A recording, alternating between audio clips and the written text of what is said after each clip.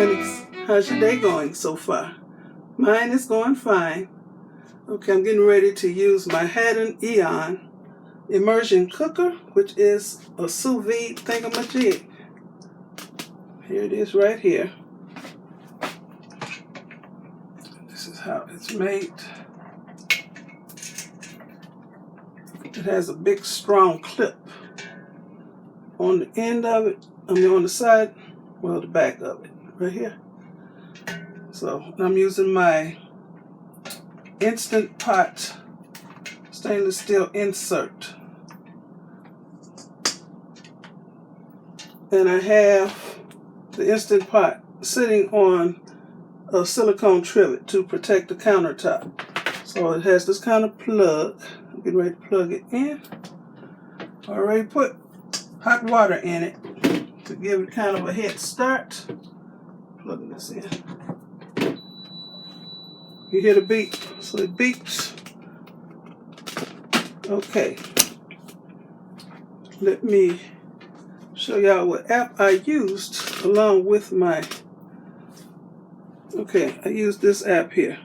Joule, Joule. Went to it, and that's the way you navigate the app. Okay, I'm cooking pork. So I tap on the pork, and they want to know exactly what kind of pork I'm cooking, whether it's chops or boneless pork chops, or in my case, I'll be fixing, what is that thing I'm fixing?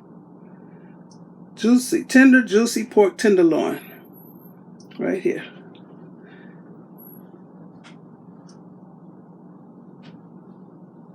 And this is what it's supposed to look like. If what I'm cooking looks like that, then I'm at the right place. It gives me step-by-step instructions on what to do, prepare it, season it, and bag it up, which I have already done. I seasoned it and I vacuum sealed it. That's what they mean by bag it up. Vacuum seal it, or if you don't have a vacuum sealer, put it in a double Ziploc bag. Protect your work surface, which I have done. They got this sitting on a cork trivet. And start cooking. That's what I'm about to do. Okay, so I need to set the temp. So they show you how the meat looks. If you want it soft and rosy, I don't want no soft and rosy looking pork. The next one is at 136 degrees Fahrenheit. That's what they recommend, pink and juicy. I don't want no pink pork. No. 144 degrees Fahrenheit is tender and blushing. See how it looks? The next one is 149 degrees Fahrenheit, springy and barely pink. No. Pork's supposed to be white when it's done. There you go. The next temp is 158 degrees Fahrenheit, firm and fibrous. That's what I want. Okay? So I'm going to set it for 158 degrees Fahrenheit. Okay, let's go to that step.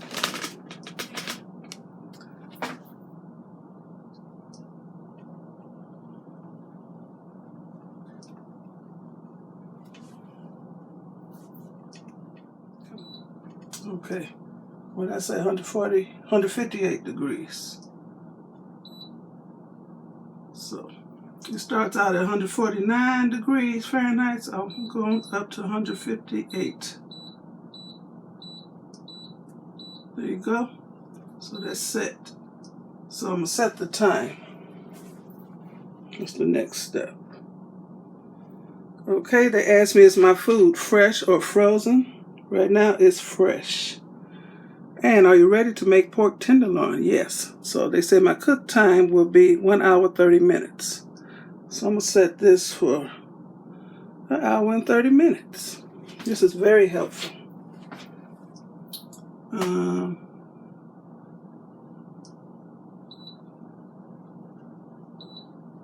Okay.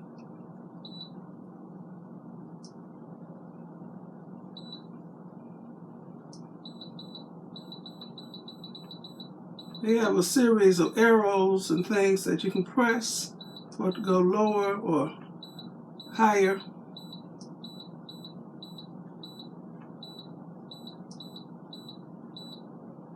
Okay, it's set.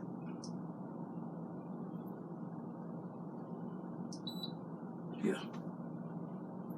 That's right. That's right. Okay. Oh, okay, press start.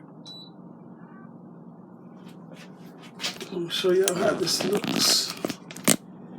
Okay, where is it? There it is. Right now the water is at 106 degrees Fahrenheit, and I'm not supposed to put the food in here until it reaches 158 degrees Fahrenheit. So I start out with hot water. Okay. And I'll probably have to take some of the water out. I'm not sure yet. I've got that much water in there.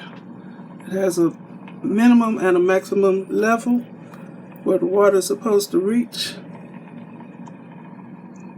I can hear it kind of boiling a little bit. So it's at 109 degrees,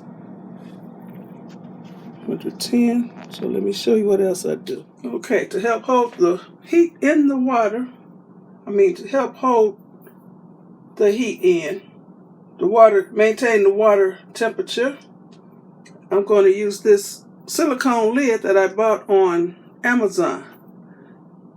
I saw some lids that cost 2 and 3 times as much as this. So I said I can make my own. So I bought this and I cut this little flap in it.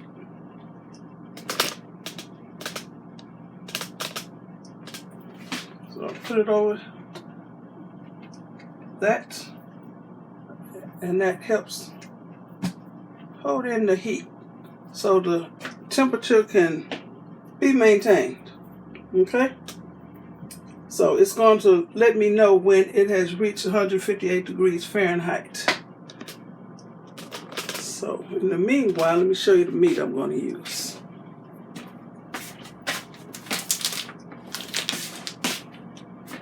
I got 2 tenderloins. Look at that. I've already washed and seasoned them. Of course, I use my yellow mustard. And today I use my special spicy blend seasonings. And that's all that's in here. I vacuum sealed it. So I'm going to drop this bag in the water once it reaches the correct temperature. You don't put your food in the water until it reaches the correct temperature.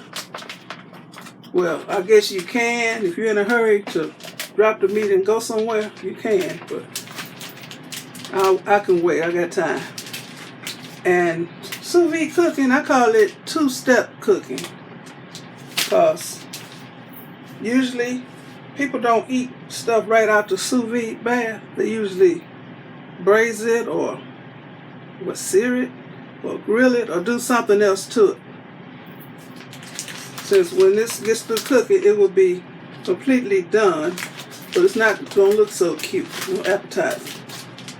So I plan on putting this on my rotisserie in my air fryer oven. So I might have to cut it so it'll fit on the grill stick thingy.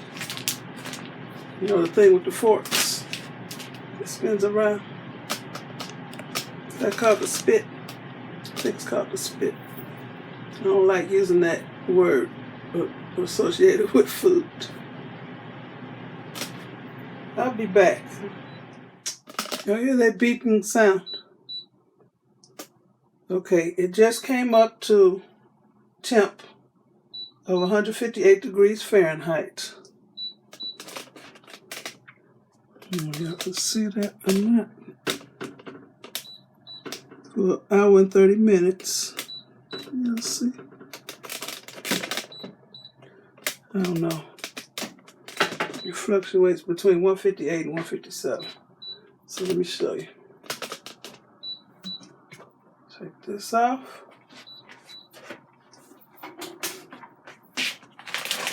Come on. Put the meat in here. And if the water level gets too high, I'll dip some water out. I want to fully submerge. How hot is that? Ouch.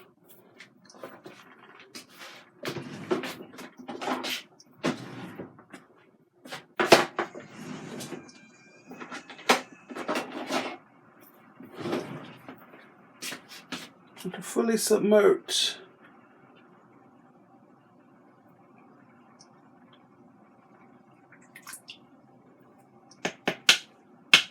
I'm going to show y'all it's fully submerged under the water. So this water is going to cook the meat. Let me take this off so I can show y'all it's fully submerged.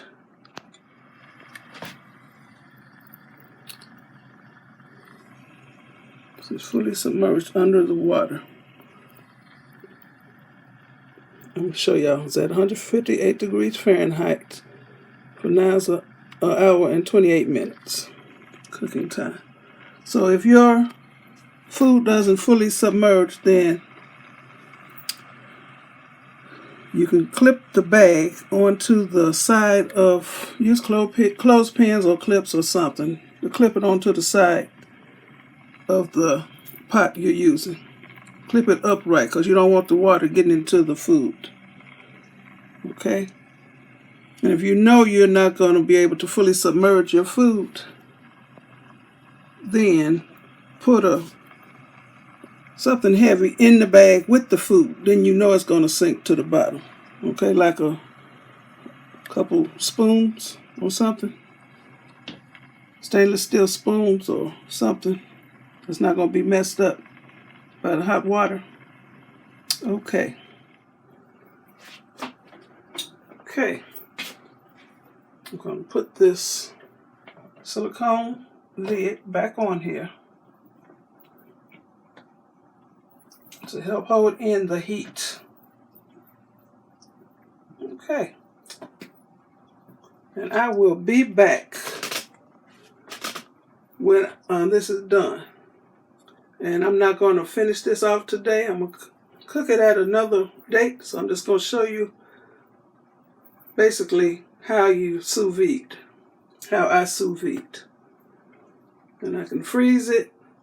After it's done, I can freeze it or just put it in the refrigerator so I'm ready to cook it.